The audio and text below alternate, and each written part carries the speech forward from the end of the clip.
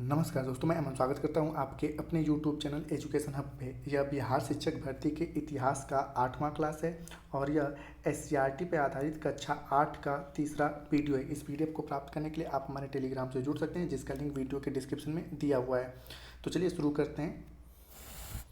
सबसे पहले कि समाज सुधारक ज्योतिबा राव फूले की पत्नी सावित्रीबाई फूले ने महिला समानता के के बारे में सबसे पहला प्रयास इन्होंने किया।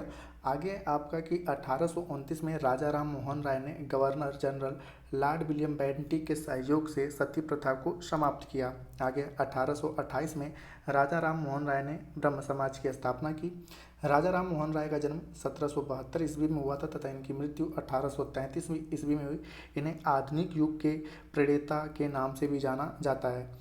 राजा राम मोहन राय के इस प्रयास को आगे केशव चंद्र सेन के द्वारा बढ़ाया गया। प्रार्थना समाज का गठन पश्चिम भारत में हुआ, जहां एमजी रानाडे ने समाज सुधार का बीड़ा लिया, जो मूलतः महिलाओं की स्थिति में सुधार लाने के उपाय में जुटे थे। जब 1882 में पंडिता रमाबाई सरस्वती पश्चिम भारत पहुंची तथा रानाडे की सहायता से आर्य महिला समाज का गठन हुआ, जिसका मूल उद्देश्य महिला जागरूकता एवं उत्थान रहा। आगे आपका कि ईश्वर चंद्र विद्यासागर का जन्म 1820 में हुआ तथा इनकी मृत्यु 1891 में हुई। इनकी महत्वपूर्ण उपलब्धि थी विधवा पुनर्विवाह।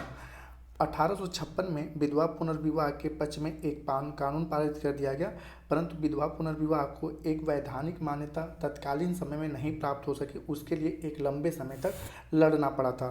विद्यासागर के प्रयासों में सुधार की प्रवृत्ति को एक नया बल दिया गया, जिसके आधार पर एज ऑफ कंसेंट यानी कि सहमति आयु विधेयक लागू किया गया और जिसने भारतीय परंपरा का कड़ा विरोध किया।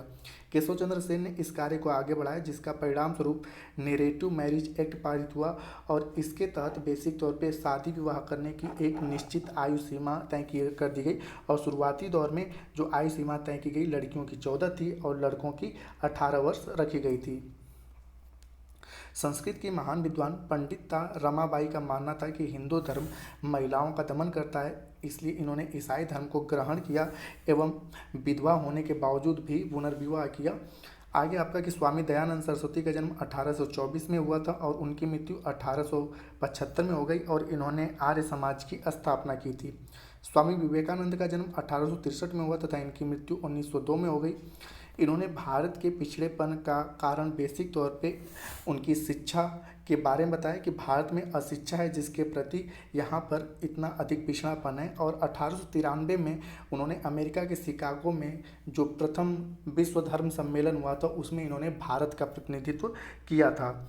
आगे की सर सैयद अहमद खां का जन्म 1817 में हुआ था तथा इनकी मृत्यु 1898 ईस्वी में हुई और उन्होंने इस्लामी समुदाय में सुधार लाने के दृष्टिकोण से शिक्षा को विस्तार एवं महिला उत्थान के क्रम में अपना बेसिक तौर पे काम किया था। नौरोजी फरदून जी राजन, जो कि 1817 में इनका जन्म हुआ और इनकी मृत्यु 1825 में हो गई। और साथ ही साथ दादा भाई नौरोजी, जिनका जन्म 1825 में हुआ था और इनकी मृत्यु 1917 में हुई थी। इन दोनों लोगों ने मिलकर रास्ता गुप्तार नामक एक बेसिक तौर पे पत्रिका शुरू किया और दोनों ने ही शिक्षा के प्रसार के लिए विशेष कन्याओं की शिक्षा के लिए अथक प्रयास किए। नौरोजी परिवार के सहयोग से पारसी समुदाय के अंतर्गत स्त्री जरदोस्ती मंडल का भी गठन किया गया था। डॉक्टर बीसी राय, जो कि बंगाल के पहले मुख्यमंत्री बने, उनकी माता अघोर कामिनी देवी के द्वारा लड़कियों के लिए बांकीपुर गर्ल्स हाई स्कूल की स्थापना की गई और बेसिक तौर पे रूढ़िवादी तबके के विरोधियों ने इनका विरोध भी किया, फिर भी इन्होंने उसको आगे बढ़ाया। यह विद्यालय 1876 में मतलब केवल 6 छात्राओं के साथ प्रारंभ हुआ था। रविंद्र बालिका विद्यालय की स्थापना 1931 में रविन्द्रनाथ टैगोर की बेटी ने किया तथा माधुरी लता देवी ने 1903 में मुजफ्फरपुर चैंपमैन गर्ल्स स्कूल की स्थापना की। आगे की रामकृष्ण मिशन, जिसकी स्थापना विवेकानंद के द्वारा की गई, इस साल का 1922 ईस्वी में पटना और देवघर में स्थापित हुआ बेसिक तौर पे। और 1929 में बाल विवाह निषेध अधिनियम पारित किया गया और इस कानून के अनुसार 18 साल के कम उम्र के लड़की और 16 साल की कम उम्र की लड़कियों की शादी नहीं हो सकती है। बाद में इसकी उम्र सीमा 21 और 18 कर दी गई, मतलब कि अर्थात लड़कों की न्यूनतम आयु 21 वर्ष और लड़कियों की न्यूनतम आयु 18 वर्ष। लेकिन वर्तमान समय में अब यह आयु सीमा दोनों के लिए 21 वर्ष कर दी गई है। केशव चंद्र सेन द्वारा ऐतिहासिक स्पेशल मैरिज एक्ट जो है का जो ड्राफ्ट है 1971 में पटना में ही तैयार किया गया था। 1861 में के अधिनियम ने दहेज को अघोषित कर दिया या अवैध कर दिया कि दहेज प्रथा जो है वह एक अवैध प्रक्रिया है। बिहार में बालिका साइकिल योजना में भी कन्याओं की शिक्षा दर को आगे बढ़ाया और बिहार की जो पंचायती राज व्यवस्था उसमें महिलाओं को 50% तक आरक्षण दिया गया है। अब इससे कुछ संभावित प्रश्न हैं, उनको हम देख लेते हैं। तो यहाँ पे सबसे पहला प्रश्न है कि स्त्रियों की असमानता की स्थिति पर पहली बार किसके द्वारा प्रश्न चिन्ह लगाया गया। तो सही ऑप्शन होता है आपका ए, अंग्रेजों के द्वारा। दूसरा है कि शिक्षा किस वर्ग की महिलाओं तक सीमित रहा। तो शुरुआती दौर में ठीक है, शिक्षा जो है वह बेसिक तौर पे उच्च वर्ग की महिलाओं तक ही सीमित रहा, उच्च वर्ग की महिलाओं तक ही सीमित रहा। और आज भी बेसिक तौर पे जो शिक्षा है उच्च और मध्यम वर्ग की महिलाओं तक ही सीमित है, अभी भी पूर्ण रूप से निम्न वर्ग की महिलाओं तक शिक्षा नहीं पहुंचा है। आगे की कानून द्वारा सती प्रथा को कब अंत किया गया। तो 1829 में। अगला क्वेश्चन है विधवा पुनर्विवाह के प्रति किसने अपना जीवन समर्पित कर दिया। तो ईश्वर चंद्र विद्यासागर ने। अगला है कि बाल विवाह निषेध अधिनियम किस वर्ष पारित हुआ। तो बाल विवाह निषेध अधिनियम जो पारित हुआ था 1929 में पारित हुआ था। आगे के 1853 में रेलवे की शुरुआत की गई और रेलवे के विस्तार के दौरान वर्कशॉप और रेलवे कॉलोनियों की स्थापना हुई और इसी समय जमालपुर और बरेली जैसे रेलवे शहर भी अस्तित्व में आए थे। औद्योगिकीकरण की प्रक्रिया से बेसिक तौर पे शहरीकरण की प्रक्रिया तेज हुई। मद्रास में फोर्ट जॉर्ज, कोलकाता में फोर्ट विलियम और मुंबई में फोर्ट इलाके ब्रिटिश आबादी के रूप में जाने जाते थे। इन इलाकों में व्हाइट टाउन जो कि गोरों का शहर था और ब्लैक टाउन जो कि कालों का शहर अर्थात उसमें भारतीय रहते थे। बिहार के भागलपुर शहर का अस्तित्व गंगा नदी के दक्षिण किनारे पर लगभग 3000 साल से कायम है और इसकी पहचान हमेशा एक व्यावसायिक और सांस्कृतिक केंद्र के रूप में रही है। प्राचीन काल में शहर का अस्तित्व एक उपनगर के रूप में था जो अंग देश की राजधानी चंपा से सटा हुआ था। 12वीं से 18वीं सदी के मध्य इस पर मुसलमानों का शासन था और इस दौर में भागलपुर शहर सूफी संस्कृति का एक केंद्र हुआ करता था। मौलाना चक मस्जिद मुगल बादशाह जहांगीर और फर्रुखसियर के शासनकाल में निर्मित हुआ था और यह भागलपुर रेलवे स्टेशन से लगभग 50 मीटर पश्चिम दक्षिण तातारपुर में स्थित है और मान्यता है कि यहाँ पर हजरत मोहम्मद साहब के कुछ पवित्र अवशेष हैं।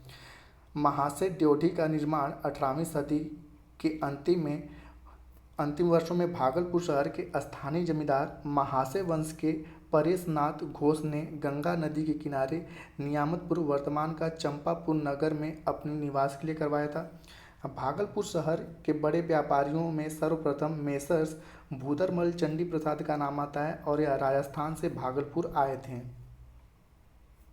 आगे की भागलपुर शहर का सबसे प्रसिद्ध उद्योग तसर सिल्क का कपड़ा तैयार करना था, इसलिए भागलपुर शहर को पटना का सिल्क सिटी भी कहा जाता है। रेशम और सूट की मिलावट को से बेसिक तौर पे बाफ्ता तैयार किया जाता था। ये एक तरह से मतलब कपड़ा हुआ करता था। 1774 ईस्वी में भागलपुर को जिला बनाया गया और जिले का सबसे बड़ा अधिकारी जो था कलेक्टर था और भागलपुर जिले का पहला कलेक्टर जो था वह अगस्त क्लीवलैंड था। भागलपुर शहर के नगर पालिका की स्थापना वर्ष 1864 में हुई। शहर के स्थानीय जमींदार तेज नारायण सिंह ने 1883 ईस्वी में Tej Narayan jubilee collegiate high school तथा 1887 में तेज नारायण जुबली कॉलेज की स्थापना की। वाणिज्य शिक्षा की मांग को देखते हुए शहर के मारवाड़ी समुदाय द्वारा 1941 में मारवाड़ी कॉलेज की स्थापना की गई।